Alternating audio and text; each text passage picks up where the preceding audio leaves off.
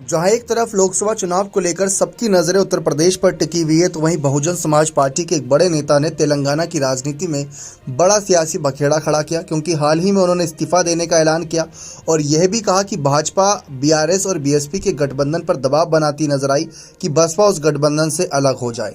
अब इस मामले पर आकाश आनंद ने अपनी राय रखी और आरएस परवीन के द्वारा दिए गए इस्तीफे पर भी खुलकर यहां पर बात रखी।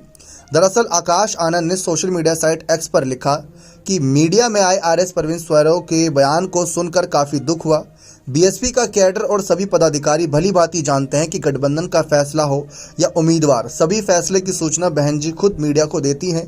लेकिन तेलंगाना के मामले में जिस तरह से प्रवीण जी ने अपरिपक्वता का परिचय दिया, वो पार्टी की नीतियों और कार्यशैली के खिलाफ है। दरअसल प्रवीण की तरफ से यह ऐलान किया जा रहा था कि केसीआर बीएसपी के साथ मिलकर गठबंधन करेगी और 2 सीटों पर यहां पर केसीआर बीएसपी का समर्थन करेगी, जिसमें हैदराबाद और नगर कुर्नूल सीट शामिल थी।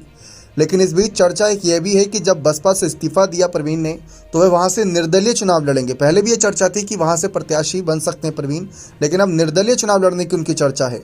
इस बीच आकाश आनंद कहते हैं कि संविधान बदलने की बात करने वाली पार्टी से बीएसपी का गठबंधन बाबा साहेब के मिशन के खिलाफ है। भाजपा के दबाव में गठबंधन तोड़ना तो दूर, बीएसपी के लोग ऐसे लोगों से बातचीत भी करना पसंद नहीं करते। प्रवीण जी और यूपी के एक युवा साथी भी दलित राजनीति के विरोधियों की साजिश का शिकार हो गए और संविधान विरोधियों के झांसे में आ गए। लेकिन बीएसपी के लोग बहुत समझदार हैं, वो इन संविधान विरोधी लोगों की साजिशों को अच्छे से समझते हैं और कभी भी इनके झांसे में आने वाले नहीं हैं। ये बात साफ तौर पर कही है आकाश आनंद ने।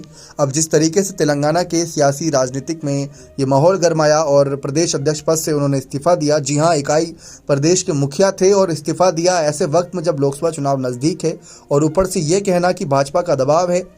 और फिर आकाश आनंद ने इस पर तस्वीर साफ करी कि वह किसी के साथ गठबंधन में नहीं है, क्योंकि गठबंधन पर आखिरी फैसला मायावती का होता है और मायावती ने साफ कह रखा है कि कोई तीसरा मोर्चा नहीं, कोई किसी दल के साथ गठबंधन नहीं किया जाएगा। बने रहे चैनल के साथ। बहुत बहुत धन्यवाद।